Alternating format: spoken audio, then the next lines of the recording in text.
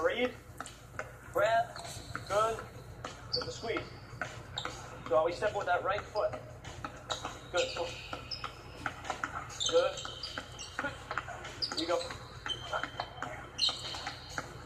So always stay ready. I might make him wait.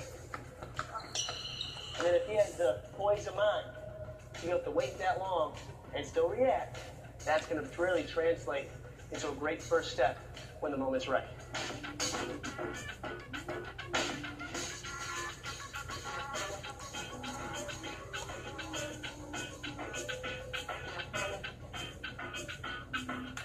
Let's take a look at another game situation. Once again, I have a one arm's length away situation. So that means I'm going to be able to cross over a little bit more free here. And if Bryce is really giving me a lot of space on my moves, now I have the advantage of using my drag foot. Now what that means is if I can cross and step with my lead side step and Bryce gives me space, I can cross right back into that shot. Now that's the advantage of using my lead step. If I were to cross and really take this step, it isn't impossible to come back, but it's a tougher motion. And so right now I want to keep this foot as free as I can. So if I have that room, I can come right back into my shot. Now if Bryce is crowding me, I have to have the ability after that cross, if I do cross in front, to get my hand on his hand or on his knee to be able to possibly create some space out of that. And if he's really crowding me and I don't have that room to cross back underneath, now I can come under my leg. But it's always about keeping my hand active. And that's why we put so much focus on the medicine ball. You have to squeeze, hold, and then when you come back, you have to switch. It's always making you accountable to having an defender so it's more realistic to that situation in the game.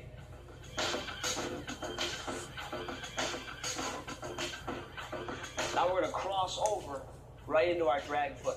I want to cover as much space after that cross as I can, get room from you, and I want to be able to cross right back into that to open up opportunities. Let's take a look.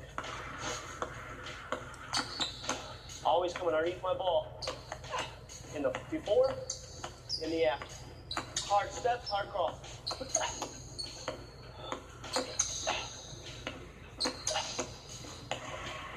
And that's our crossover right into our drag foot.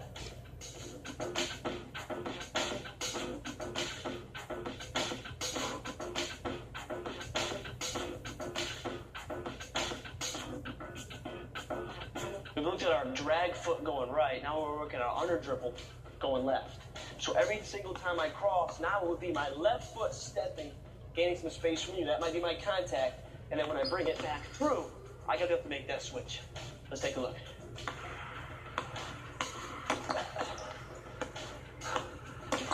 Aggressive feet, aggressive hands.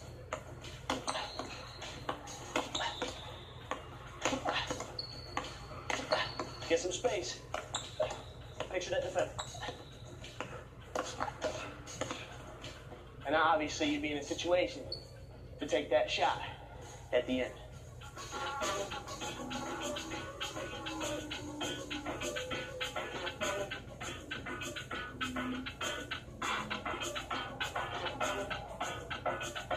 Floating the dribble is a term that we don't hear a lot.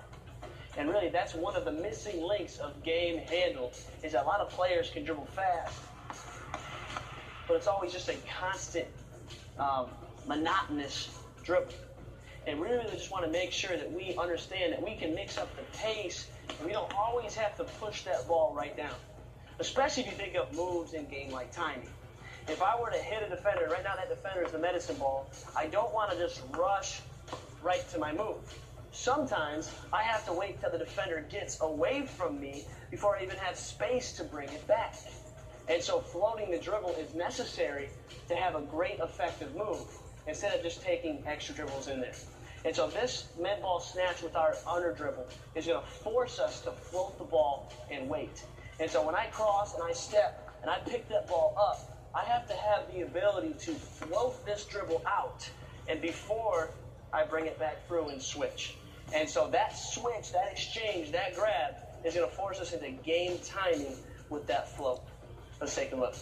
Once again with our under dribble, cross right into our move. Mix up your speed, really fuel the game.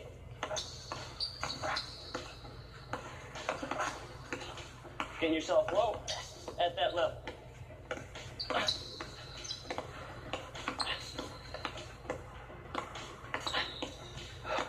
Feel like someone's guarding you at all times.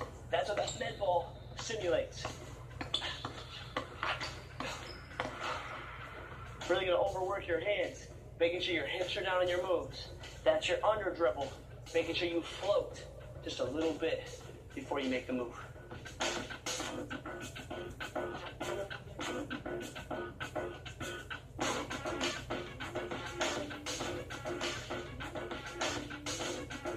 Now that you've mastered your drag foot and your under dribble, now start combining them together.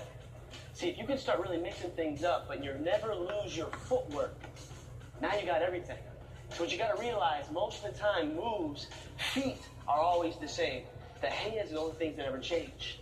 So now that you've mastered your ability to step with that cross and bring it under, or step with that cross and drag it front, now you have complete freedom with your hands because your feet have learned the skill. So now that our feet have mastered it, now we're going to start mixing it up. Double crosses then into each move so we can go both ways, both sides, and we can mix up these moves. Here we go.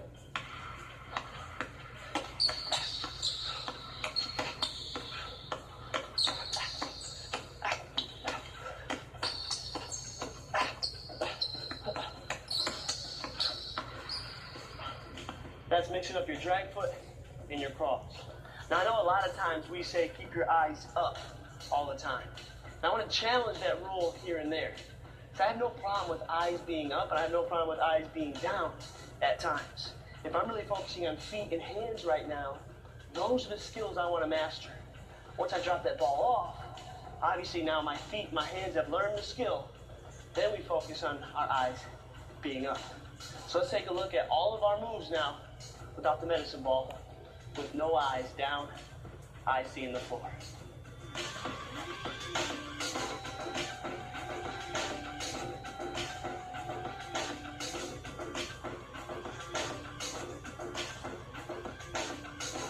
Now that you've learned your drag foot and your dribble with the medicine ball, once again, drop it off. Test just your hands, just your feet. But what I want to do now is make sure my hips are down. This will help build us up a little later.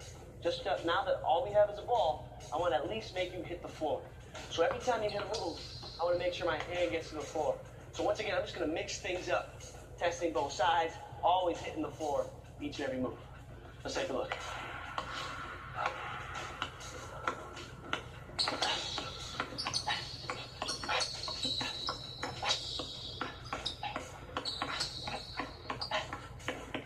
Really burn those feet out, keeping those hips down, keeping low, staying strong. Each and every move. You go as hard as you can, as fast as you can hit the floor. Now you're starting to get to that game level so we can get to the baskets.